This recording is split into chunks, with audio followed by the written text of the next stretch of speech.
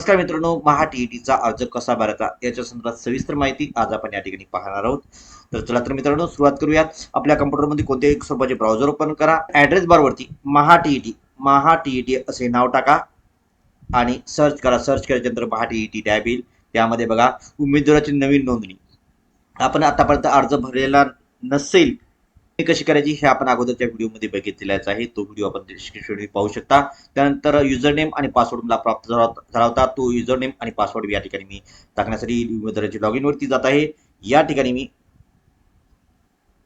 या ठिकाणी पासवर्ड टाकत आहे बघा आणि त्यानंतर पासवर्ड टाकल्यानंतर कॅप्च कोड टाकत आहे आणि लॉग इन करत आहे.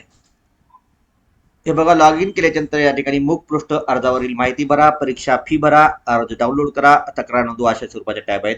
तर त्यामध्ये आपल्याला अर्जावरील माहिती भरा यावरती क्लिक केल्याच्या नंतर बघा मित्रांनो या ठिकाणी वैयक्तिक माहिती ही टॅब आहे बघा सुरुवातीची. या टॅबमध्ये आपल्याला काय करायचंय, या ठिकाणी आपल्याला पहिलं नाव टाकायचं आहे. पहिलं नाव आपलं म्हणजे आपलं स्वतःचं नाव लिहायचं आहे, मधलं नाव द्यायचं आहे आणि त्यानंतर आडनाव या ठिकाणी टाकायचं आहे. त्यानंतर हे आईचे नाव या ठिकाणी आपल्याला टाकायचं आहे. विद्यार्थ्यांच्या नावात काही बदल आहे का, असेल तर यस करा, नसेल तर नो करा. त्यानंतर या ठिकाणी आपल्याला आधार नंबर टाकायचा आहे. आधार नंबर टाकल्यानंतर या ठिकाणी पुन्हा आपल्याला काय करायचं, मोबाईल नंबर तर बाय डिफॉल्ट आलेला आहे. या ठिकाणी आपल्याला जन्मतारीख लिहायची आहे. त्यानंतर या ठिकाणी विद्यार्थ्याचा जातीचा प्रवर्ग आहे की नाही या टॅबला कर्सरला क्लिक करून यापैकी जो जातीचा प्रवर्ग आहे तो या ठिकाणी सिलेक्ट करायचा आहे. तो सिलेक्ट केल्याच्यानंतर सेव्ह वर जावा. सेव्ह वरती गेल्याच्यानंतर या ठिकाणी बघा मित्रांनो आपल्याला काय करायचं आहे, 10वीची जी एस-एस-सीची परीक्षा आहे की नाही त्या परीक्षेच्या संदर्भात शैक्षणिक अर्हतेमध्ये आपल्याला माहिती द्यायची आहे. या ठिकाणी 10वीच्या गुणपत्रकावरती म्हणजे प्रमाणपत्रावरती म्हणजे ज्याला सनद म्हणतो की नाही त्या सनदचा क्रमांक या ठिकाणी लिहायचा आहे. त्यानंतर या ठिकाणी बैठक क्रमांक लिहायचा आहे. त्यानंतर बोर्ड लिहा. बोर्ड हे म्हणजे औरंगाबाद असेल, लातूर असेल तो लिहा. त्यानंतर उत्तीर्ण झाल्याचा महिना व वर्ष ते आपल्या जे मार्कलिस्ट असते की नाही मार्कलिस्टवर नाही तर प्रमाणपत्रावरती उत्तीर्ण झाल्याचा महिना आणि वर्ष या ठिकाणी दिलेले आहे बघा. ते वर्ष या ठिकाणी या टॅबला सिलेक्ट करून तुम्ही लिहू शकता.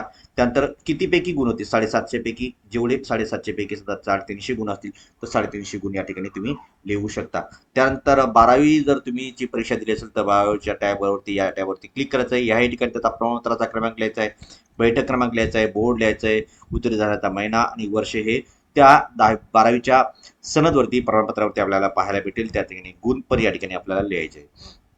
त्यानंतर बघा जर उमेदवार शैक्षणिक पदवी शिक्षणाच्या शेवटच्या वर्षात शिकत असेल तर उमेदवाराने मागील वर्षाच्या पदवी शिकण्याची माहिती या ठिकाणी भरायची आपल्याला.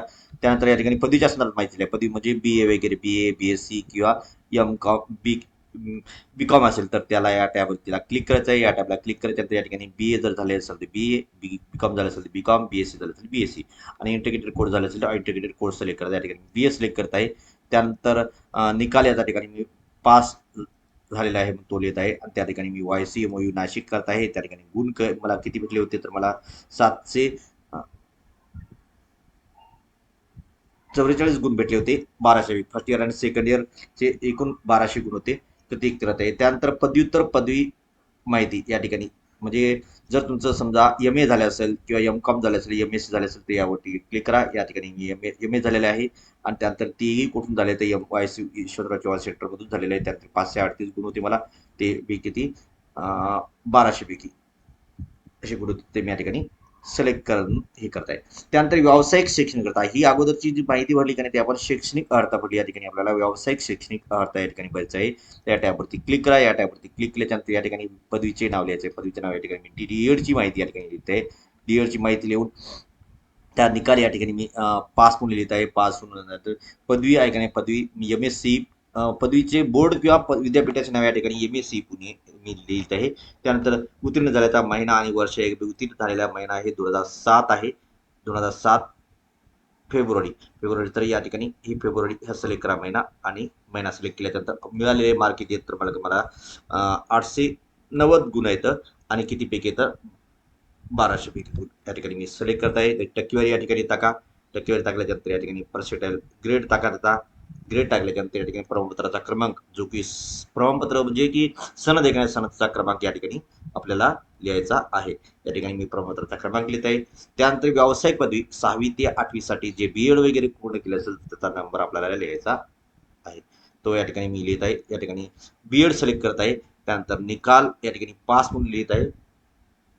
पास म्हणून लिहित आहे आणि त्यानंतर बोर्ड आहे बघा, इग्नो मधून परीक्षा पास झालेला आहे, त्यामुळे इग्नो सिलेक्ट करत आहे. त्यानंतर महिना उत्तीर्ण झाला, त्या महिना आणि वर्षभर या ठिकाणी मी 2017 सिलेक्ट करत आहे आणि मे हे लिहित आहे. त्यानंतर मिळालेले गुण हे बघा मित्रांनो, 1380 गुण आहेत 2000 पैकी मला, तर 2000 लिहित आहे आणि टक्केवारी याची 69 अशी मी टाकत आहे आणि पर्सेंटाईल पण त्याचं बी आहे आणि प्रमाणपत्राचा क्रमांक पण या ठिकाणी IG अशा स्वरूपाचा आहे बघा. त्यानंतर सेव्ह करता येईल. या ठिकाणी बघा मित्रांनो, आता परीक्षेसंदर्भाची माहिती, परीक्षेसंदर्भाची माहितीमध्ये या ठिकाणी बघा मी परीक्षा केंद्राचा क्रमांक, परीक्षा केंद्र मी हिंगोली सिलेक्ट करत आहे. पेपर या ठिकाणी 1 आणि 2 या ठिकाणी सिलेक्ट करत आहे. तुम्ही एक जर पेपर देऊ इच्छित असाल तर 1 करा, 2 देऊ इच्छित असाल तर 2 वरती क्लिक करा, दोन्ही पेपर जर देऊ इच्छित असाल तर यावरती क्लिक करा.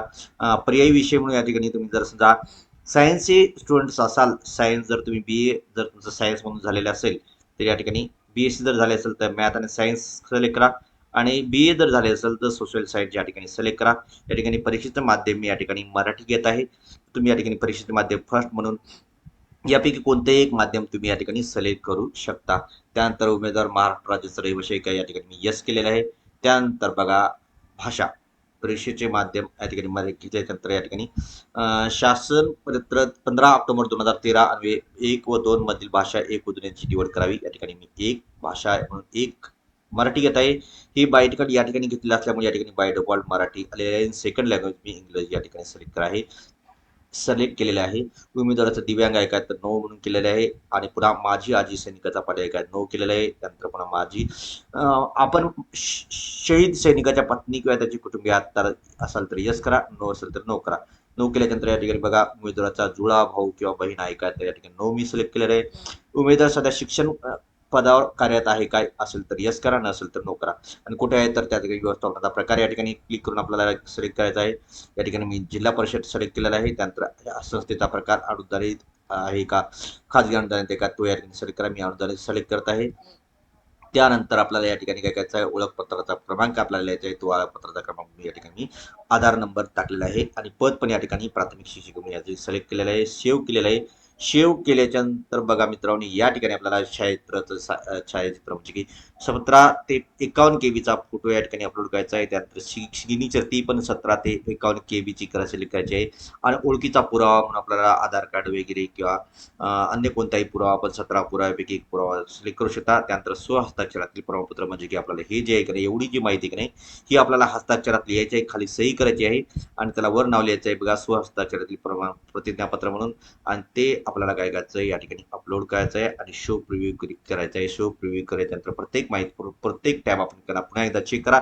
चेक करून नंतर मग काय करा, सबमिट करा. सबमिट केल्याच्या नंतर आपल्याला पेमेंट करायचे. पेमेंट हे QR कोडच्या स्वरूपात जर पेमेंट UPIच्या स्वरूपात, फोनपेच्या स्वरूपात जर पेमेंट केलं तर तुम्हाला थोडासा अवधी लागू शकतो, पण तुम्ही क्रेडिट कार्डच्या माध्यमातून पेमेंट केलं तर तो लवकरात लवकर पेमेंट होऊ शकतो.